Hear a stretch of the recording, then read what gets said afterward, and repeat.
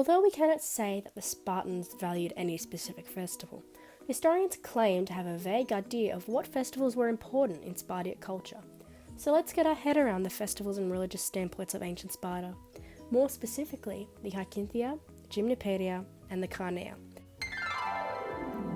The Hyakinthia was much more solemn kind of remembrance compared to how the rest of Greece practiced mourning traditions, so the commencing of this festival seemed a bit peculiar to the rest of Greece.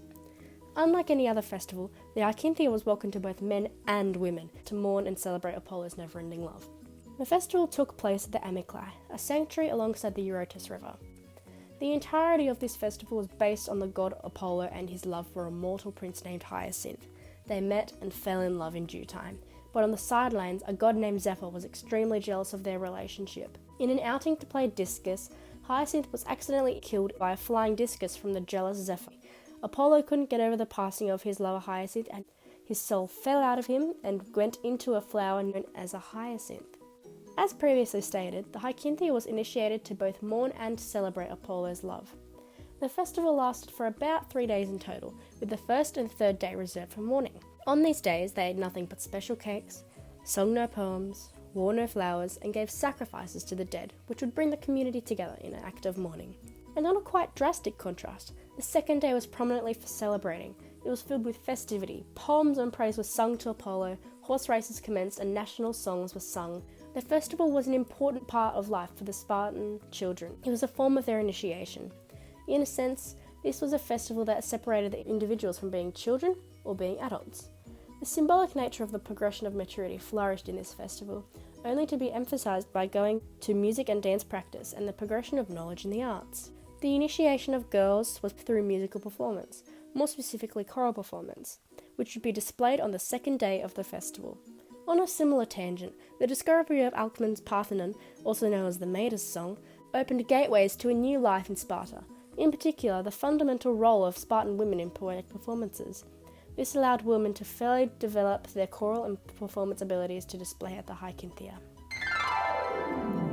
Translating to Festival of Naked Youths, or Festival of Naked Boys, the Gymnopedia was a yearly celebration during which naked youths displayed their athletic skills through the medium of war dancing in a variety of competitions. The Gymnopedia was a festival reserved for males, unless you're a lonely bachelor, and it was in the celebration of the trio of Apollo, Artemis, and their mother Leto.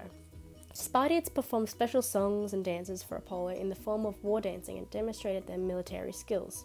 The Gymnopedia was held in front of statues of the god-goddess trio in the Spartan Agora. The festival lasted a long period of time. Some scholars say it lasted 10 days. In regards to the festival, Pausanias summarizes the intentions of the Gymnopedia. The whole of this region was called the Chorus, because at the Gymnopedia, a festival which the Lacedaemonians take more seriously than any other, the lads perform and dances in honor of Apollo.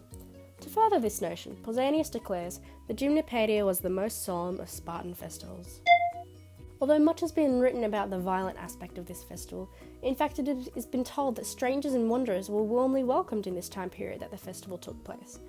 The significance of this festival has been interpreted as a rite of passage on the way to manhood, an initiation that indicated the membership or belonging to the community. In the festival, we subtly perceive the warrior code to initiate a young Spartan soldier into a life of physical excellence, a life that would involve enduring pain for the good of the Spartan state. Due to the competitive nature of this festival, it is evident that there were military connections that were subtly weaved into the festival. Historian D.G. Kyle, in his book Polis and Politics, Studies in Ancient Greek History, informs us on the change in which Spartians went through during this time period of this festival, compared to the times at which this festival was not occurring. Sparta had a reputation for the toughness of the body and spirit, competitiveness, discipline, and determination, and for both male and female nude physical exercise and parades. Not many non-Spartans were witness to these practices.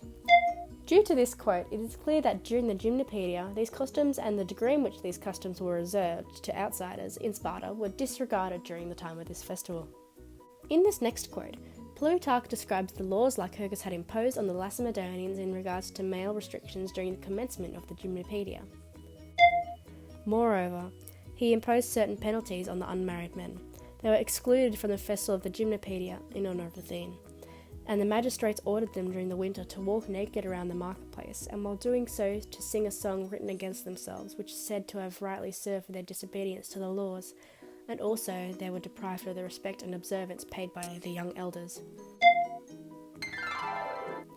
Held in the month of Karniea, roughly August, the Karniea was a 9-day-long festival that celebrated the harvest season, the colonisation of the city, and the foundation of the Doric people, and the migration of the 3 Dorian tribes from the North Peloponnese Peninsula to the southern region of Greece.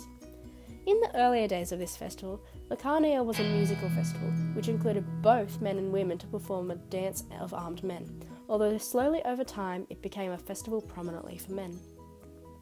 According to Herodotus, the Karniea was a late summer festival dedicated to Apollo, and the most important festival to the Dorian peoples. The name of this festival, Karniea, is connected with Karnos or Karnias, presumably meaning ram, which is said to have been a favourite of the god Apollo. In turn, the Spartans used this love of rams to assist themselves in their goals as a community. During the festival, the Spartans refused to go to war. This was the reason behind the late arrival of the Spartians at the Battle of Marathon in 490 BC.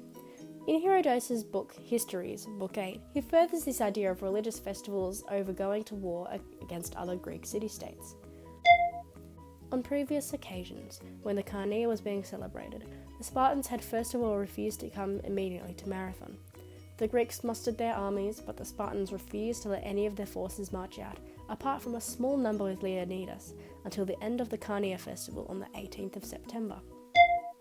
5 Amoigoi covered the costs of the festival, also known as Hyakinthia.